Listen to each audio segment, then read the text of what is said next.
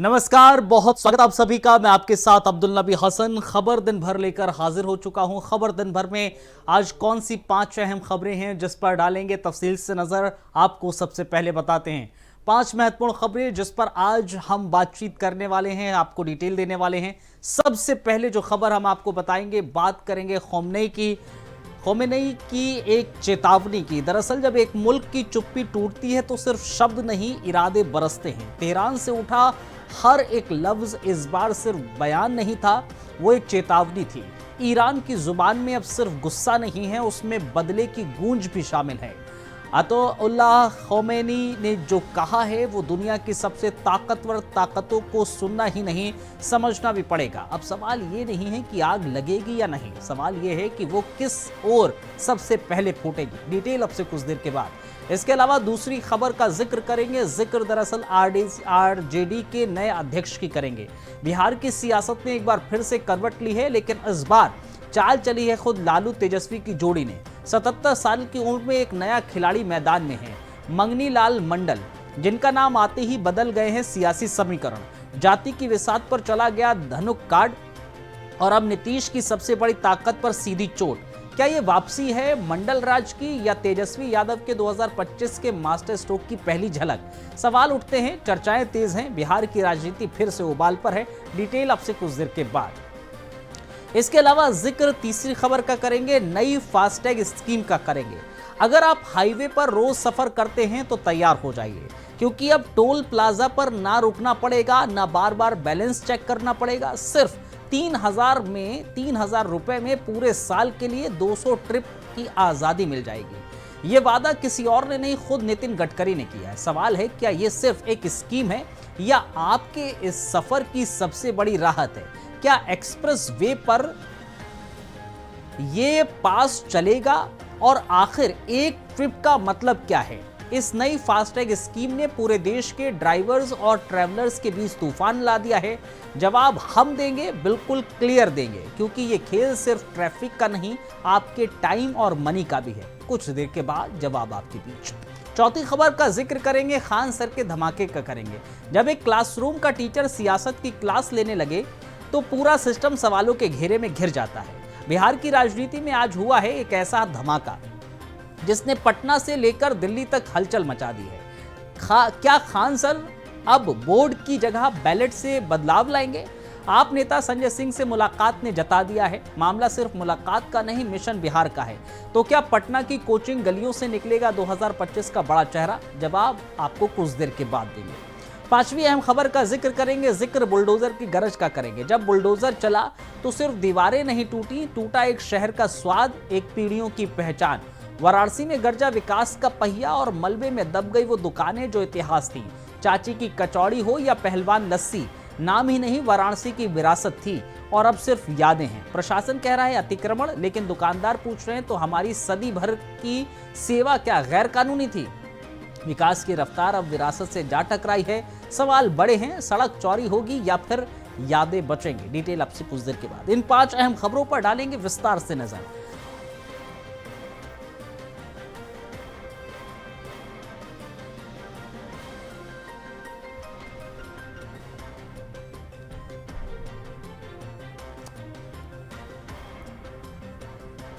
तो चलिए शुरुआत करते हैं। जब इतिहास करवट लेता है तो सिर्फ तारीखें नहीं बदलती, बदलता है सत्ता का संतुलन। उठती हैं वो आवाजें जो सदियों तक गूंजती हैं, और इस बार ये गूंज उठी है तेहरान से। जी हां, ईरान के सर्वोच्च नेता अताउल्लाह अली खामनेई ने अपने हालिया संबोधन में ऐसा लहजा अख्तियार किया है जिसे नजरअंदाज करना अब अमेरिका और इजराइल दोनों के लिए नामुमकिन हो गया है। खामेनेई ने इजराइल के जरिए किए गए हालिया हमलों को न सिर्फ मूर्खता और दुर्भाग्यपूर्ण बताया है, बल्कि खुले शब्दों में चेतावनी दी है। हम ना थोपी गई जंग स्वीकार करेंगे, ना थोपी हुई शांति। ये शब्द नहीं थे, एक उबलते राष्ट्र की हुंकार थी जिसने दुनिया के सबसे ताकतवर मुल्कों को सीधी चुनौती दी है। ट्रंप के धमकी भरे बयानों को हास्यात्मक बयान बताकर खोमेनी ने जो पलटवार किया है वो सिर्फ बयान नहीं, रणभेरी है। उन्होंने साफ कहा है, अगर अमेरिका ने दखल दिया तो ईरान ऐसा जख्म देगा जो इतिहास कभी नहीं भूल पाएगा। यही नहीं, कहानी आगे सस्पेंस ये है कि क्या ये भाषण सिर्फ चेतावनी था या आने वाले किसी निर्णायक टकराव की शुरुआत? क्या अब इजराइल और अमेरिका वाकई कदम पीछे हटाएंगे? ये लहजा उन्हें और उकसाएगा। खामनेई ने ईरानी जनता से एकजुट रहने की अपील करते हुए कहा है कि हमारे शहीदों का खून एक एक पल का हिसाब मांगेगा। जो हमारी हवाई सीमा को छूने की जरूरत करेगा वो मिट जाएगा। सेना तैयार है, मनोबल बुलंद है और सबसे बड़ी बात, अब ईरान इंतजार नहीं करेगा, जवाब देगा, अपने तरीके से देगा, अपने समय पर देगा। अब सवाल ये नहीं है टकराव होगा या नहीं, सवाल ये है कि जवाब होगा तो इसका मंजर कैसा होगा।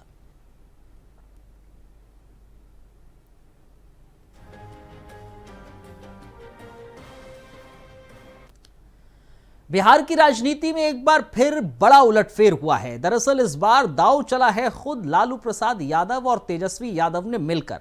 एक ऐसा चेहरा सामने लाया है जिसने सभी को चौंका दिया है। 77 साल के बुजुर्ग नेता, समाजवादी आंदोलन के तपे तपाए सिपाही मंगनीलाल मंडल को राष्ट्रीय जनता दल का प्रदेश अध्यक्ष बनाया गया है और यहीं से शुरू होती है बिहार की राजनीति में नए समीकरणों की पटकथा। ये कोई मामूली नियुक्ति नहीं, बल्कि जातीय गणित और क्षेत्रीय सियासत को हिला देने वाली चाल है। तेजस्वी ने सत्ता की बिसात पर ऐसा प्यांदा चला है जो नीतीश कुमार की पूरी ईबीसी वोट बैंक रणनीति को ध्वस्त कर सकता है। मंगनीलाल मंडल धानुक जाति से आते हैं। अति पिछड़ा वर्ग का वो हिस्सा है जो अकेले 36% आबादी का प्रतिनिधित्व करता है, जिसकी नब्ज पर अब आरजेडी ने हाथ रख दिया है। मिथिलांचल की जमीन से आने वाले मंडल मधुबनी और झांझरपुर जैसे कमजोर इलाकों में आरजेडी को नई उम्मीद देंगे। एक तरफ तेजस्वी यादव युवा चेहरा है तो दूसरी तरफ मंगनीलाल मंडल जैसे अनुभवी नेता से को सामने लाकर आरजेडी ने बीजेपी और जेडीयू दोनों को सीधी चुनौती दी। सवाल ये नहीं है कि मंडल कितने सक्रिय होंगे, असली खेल तो जातिगत सोच में सेंधमारी का है, जो अब तक नीतीश की ताकत रही। 24 में तेजस्वी ने शाहबाद में कुशवाहा कार्ड खेला, नतीजा सबने देखा। औरंगाबाद में जीत, बक्सर में उलटफेर और सासाराम में बीजेपी को झटका। अब 25 में विधानसभा में वही कहानी फिर से दोहराई जा रही है, लेकिन इस बार पिक्चर में मंगनीलाल मंडल हैं, लालू के पुराने साथी, नीतीश के पूर्व सहयोगी, अब वापसी के साथ आरजेडी की कमान संभालेंगे। मंडल उस पुल की तरह खड़े हैं जो पुराने समाजवाद को नई जातीय राजनीति से जोड़ रहा है। तेजस्वी का ये फैसला एक साथ कई वार करता है, जाति, क्षेत्र, उम्र, अनुभव और संगठन पर। अब देखना यह है कि क्या ये दाव कामयाब होगा या फिर 77 साल की उम्र में ये आखिरी दाव साबित होगा। पर एक बात तय है, बिहार की राजनीति अब पहले जैसी नहीं रहेगी।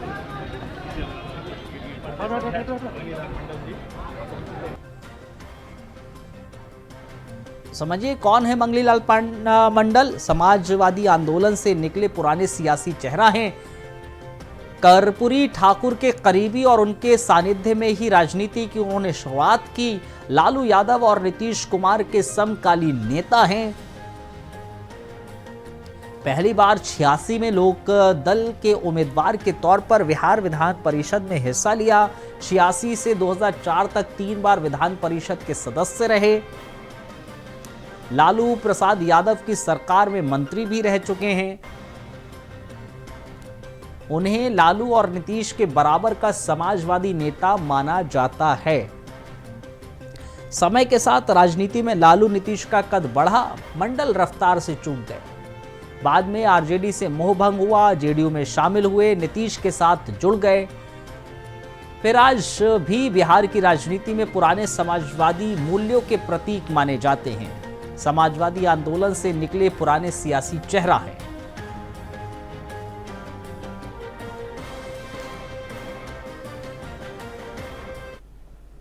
आज नामांकन की प्रक्रिया जो है पूरी की गई है और बड़ी खुशी की बात है कि आज हम भी प्रस्तावक मंगनीलाल मंडल जी के रहे और नामांकन हुआ है। आप सब लोग जान रहे इतने अनुभवी नेता रहे, चाहे बिहार सरकार में मंत्री की बात हो, चाहे राज्यसभा सांसद के रूप में हो या लोकसभा सांसद के रूप में हो। इन्होंने समाजवादी विचारधारा के मानने वाले कर्पूरी जी के बेहद करीबी और सहयोगी और हमारे पिता के साथ इन्होंने कई वर्षों तक काम किया है। और समाजवादी राजनीति को आगे बढ़ाने में इनकी बड़ी भूमिका रही है। तो हम सब लोगों को खुशी है कि आज मंगीलाल जी ने प्रदेश अध्यक्ष के रूप में नामांकन किया है। अब हाईवे के सफर में हैं, कार 120 की रफ्तार पर है, लेकिन दिमाग में सवाल है कि टोल पर कितना कटेगा। अब ना गाड़ी रुकेगी ना जेब हल्की होगी, क्योंकि सड़क परिवहन मंत्री नितिन गडकरी ने फास्ट टैग एनुअल पास का वो ऐलान किया है जिसे लेकर अब पूरे देश की नजरें टिक गई हैं। दरअसल नितिन गडकरी बोले हैं कि अब 3,000 रुपए में साल भर के 200 टोल पार, यानी कि बिना सोचे बिना रुके सीधा निकलो। लेकिन जैसे ही यह ऐलान हुआ, सोशल मीडिया पर दो सवालों ने देश को उलझा दिया। पहला, एक ट्रिप का मतलब क्या है, और दूसरा, क्या यह एक्सप्रेस वे पर भी चलेगा? जवाब दरअसल ध्यान से सुनिए। एक ट्रिप का मतलब है एक बार टोल क्रॉस करना, यानी अगर आपने एक शहर से दूसरे शहर जाते वक्त 3 टोल पार किए तो 3 ट्रिप गिने जाएंगे। लेकिन गेम यही खत्म नहीं होता है। असली कमाल तब है जब आप दिल्ली जयपुर जैसे रूट पर हर महीने ट्रैवल करते हैं। पहले साल भर में 14 या 15,000 खर्च होते थे, अब वही काम 3,000 में निपट जाएगा। यानी कि टोल पर लगी लंबी लाइनों और कटते बैलेंस का गेम ओवर हो जाएगा। अब आते हैं एक्सप्रेस वे वाले सवाल पर। ध्यान दीजिए, अगर एक्सप्रेस वे पर NHAI का टोल प्लाजा है तो फास्टैग पास वहां पर फुल ऑन चलेगा, लेकिन स्टेट ऑपरेटेड एक्सप्रेस वे इससे बाहर होंगे। और भाई, ये प्लान हर किसी के लिए नहीं है। अगर आप महीने में एक बार भी हाईवे पर चक्कर लगाते हैं तो समझ लीजिए आपके लिए ये पास वरदान है। और हां, कोई नया डॉक्यूमेंट, कोई नया अकाउंट की झंझट नहीं है। पुराना फास्टैग यूज करो, उसी में एनुअल पास रिचार्ज कर लो। गडकरी के मुताबिक ये सिस्टम सिर्फ पैसा नहीं बचाएगा, बल्कि लोगों का वक्त, एनर्जी और ट्रैफिक टेंशन भी खत्म करेगा। अब देखना होगा ये कि क्या ये पास लोगों के लिए फायदे का सौदा साबित होगा या सिर्फ एक सरकारी शोपीस बनकर रह जाएगा। फिलहाल तो टोल प्लाजा पर फास्टैग यूजर्स की भीड़ में जो हलचल मची है, उसने साफ कर दिया है कि हाईवे की राजनीति अब पास और ट्रिप के इर्द गिर्द घूमेगी। नमस्कार। पिछले अनेक दिनों से लोगों की टोल के बारे में काफ़ी तकरार थी। सरकार ने जो निर्णय किया है वो बहुत बड़े प्रमाण पर जनता को राहत देने वाला है, जिसमें 3,000 रुपये में जो पास है साल भर का, उसकी अगर टोल पे किया जाएगा तो उसकी कीमत कम से कम 10,000 से ज़्यादा रुपये का टोल देना पड़ता था, वो केवल 3,000 रुपये में होगा। और ये जो वैलिडिटी है, एक साल में 200 ट्रिप वो क्रॉस कर सकते हैं। इसके साथ साथ एक ट्रिप मीन्स एक टोल को क्रॉस करना।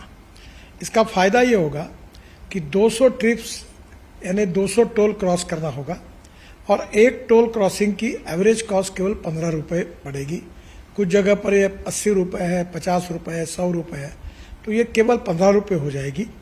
और मान लीजिए एक टोल पर आप 50 रुपये भी देते हो तो 200 टोल क्रॉस करने पर उसकी कीमत 10,000 होगी। उसके बदले में आपको केवल 3,000 रुपये में ये पास मिलेगा, एनुअल पास, और सालाना 7,000 रुपये की बचत होगी। और अभी जो सिस्टम हम लोग ला रहे हैं, उसके बाद टोल नाके पे जैसे रुकना पड़ता था, रुकने की भी ज़रूरत नहीं पड़ेगी। और निश्चित रूप से ये जनता को ये स्कीम से राहत मिलेगी। ये स्कीम केवल नेशनल हाईवे के लिए है, क्योंकि वही हमारा अधिकार है। बाकी रोड जो स्टेट के होते हैं उसके ऊपर ये लागू होने का प्रश्न ही नहीं होता। मैं फिर से एक बार आपको ये विश्वास दिलाता हूँ कि इससे काफ़ी बड़ी राहत मिलेगी। और 15 अगस्त से ये स्कीम पूरे भारत भर शुरू होगी, और जिसमें निश्चित रूप से आपकी जो तकलीफ थी वो कम होगी। मैं फिर से एक बार आप सबका बहुत बहुत अभिनंदन करता हूँ और आपको शुभकामनाएं देता हूँ। धन्यवाद, नमस्कार। आज बिहार की राजनीति में एक ऐसी मुलाकात ने तहलका मचा दिया जिससे हर कोई सवाल कर रहा है, क्या पटना के मशहूर टीचर और युवाओं के आइकन खान सर अब आम आदमी पार्टी के साथ मिलकर विधानसभा चुनाव 2025 के में कदम रखने वाले हैं? जी हां, आम आदमी पार्टी के राज्यसभा सांसद संजय सिंह कि खान सर से हालिया पटना में हुई मुलाकात ने सियासी गलियारों में खलबली मचा दी है। आपने बिहार की 243 सीटों पर चुनाव लड़ने का ऐलान किया है और ऐसे में पार्टी अब जमीनी, लोकप्रिय और प्रभावशाली चेहरों को मैदान में उतारने की तैयारी में है। खान सर जो लाखों छात्रों के बीच अपनी सरल भाषा, करंट अफेयर्स, व्यंग्यपूर्ण अंदाज के लिए बेहद लोकप्रिय है। बीते साल बीपीएससी घोटाले पर छात्रों के समर्थन में भी खुलेआम खड़े दिखे थे। उनकी हालिया शादी में बिहार के बड़े नेताओं की मौजूदगी ने भी संकेत दिए हैं कि अब उनका प्रभाव सिर्फ क्लासरूम तक सीमित नहीं रहा है। संजय सिंह ने साफ कहा है कि आप बिहार में कोई गठबंधन नहीं करेगी, बल्कि अकेले चुनाव लड़कर साफ सुथरी राजनीति पेश करेगी। खान सर के राजनीति में आने की अटकलें तेज हैं और अगर ये जोड़ी मिलती है तो बिहार की राजनीति में नया समीकरण बन सकता है। हालांकि अभी तक कोई आधिकारिक घोषणा नहीं आई है, लेकिन ये मुलाकात साफ करती है कि टीचर से नेता बनने की राह पर खान सर कदम बढ़ा सकते हैं।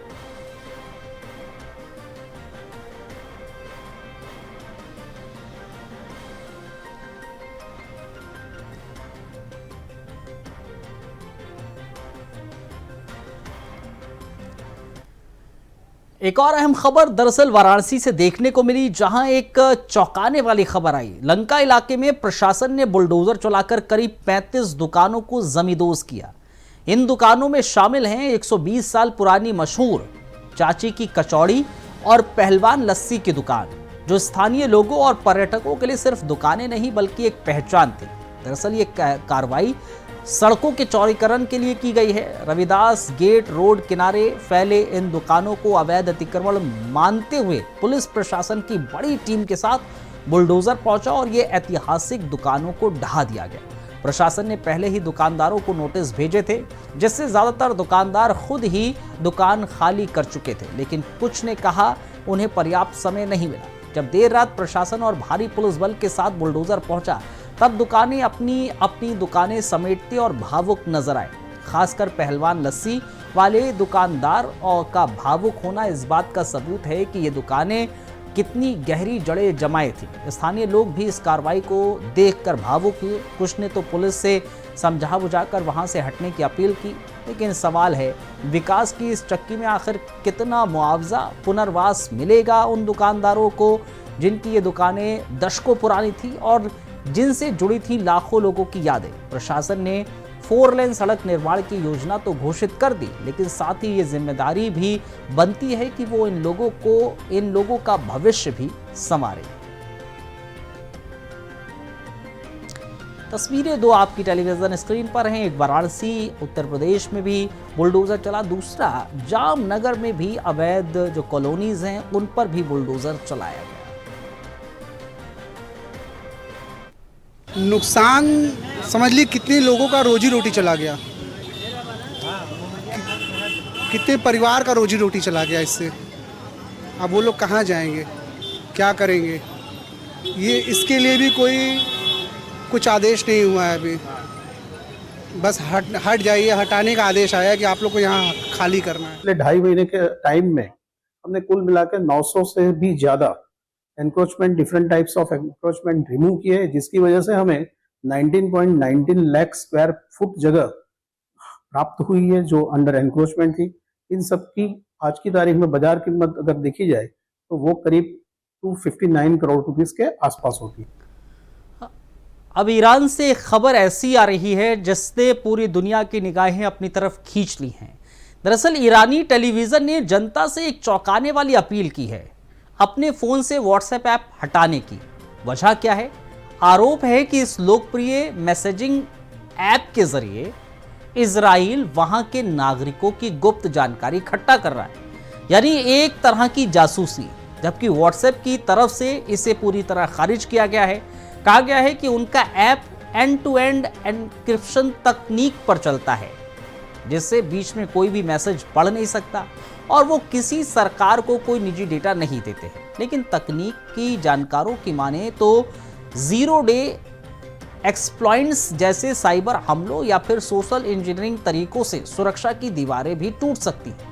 ये पहला मौका नहीं है जब ईरान ने व्हाट्सएप या फिर दूसरे सोशल मीडिया प्लेटफॉर्म पर प्रतिबंध लगाया हो। 2022 में महसा आमीनी के विरोध प्रदर्शन के दौरान भी व्हाट्सएप पर बैन लग चुका है। सवाल ये है उठता है कि क्या ये अपील वाकई सुरक्षा के लिए है या फिर एक बड़ा राजनीतिक कदम है जो सूचनाओं पर नियंत्रण पाने की कोशिश है। इस बीच आम जनता के लिए ये बड़ा सस्पेंस बना हुआ है कि आखिर कौन सच बोल रहा है और कौन तकनीक के इस जाल में उसी निजी आज़ादी कितनी सुरक्षित मान रहा है। ऐसे में हम सबकी नजरें इस घटनाक्रम पर बनी हुई हैं, क्योंकि इस सूचना युद्ध का असर सिर्फ ईरान पर नहीं बल्कि पूरी दुनिया की साइबर सुरक्षा और निजी गोपनीयता पर पड़ सकता है।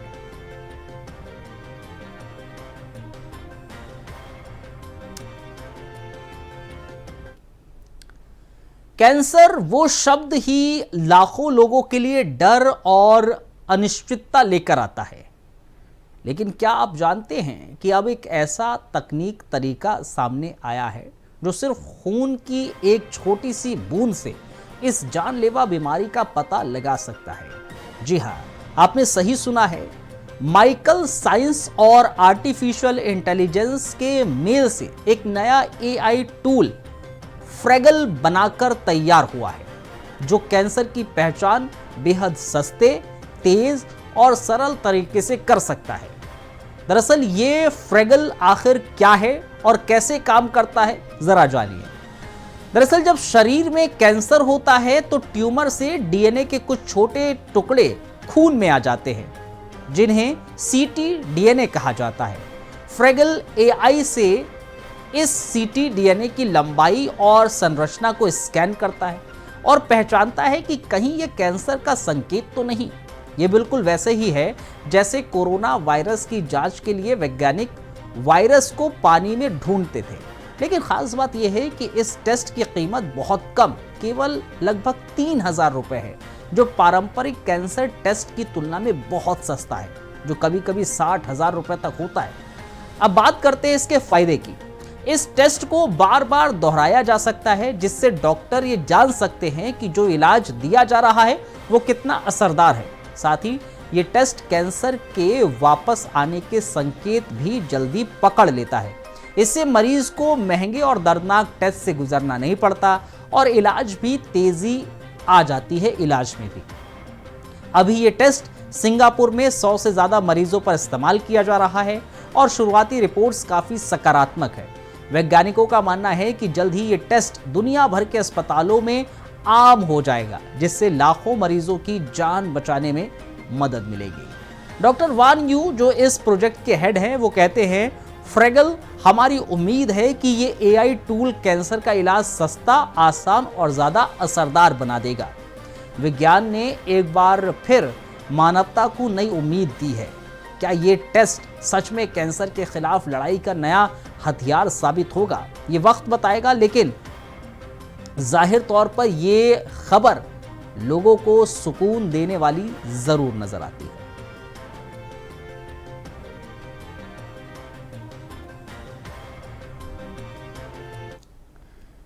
चलिए, खबर दिन भर में आज के लिए बस इतना ही। मुझे और मेरी टीम को इजाजत दीजिए। आप बने रहिए इंडिया वॉइस के साथ। शुक्रिया आप सभी का।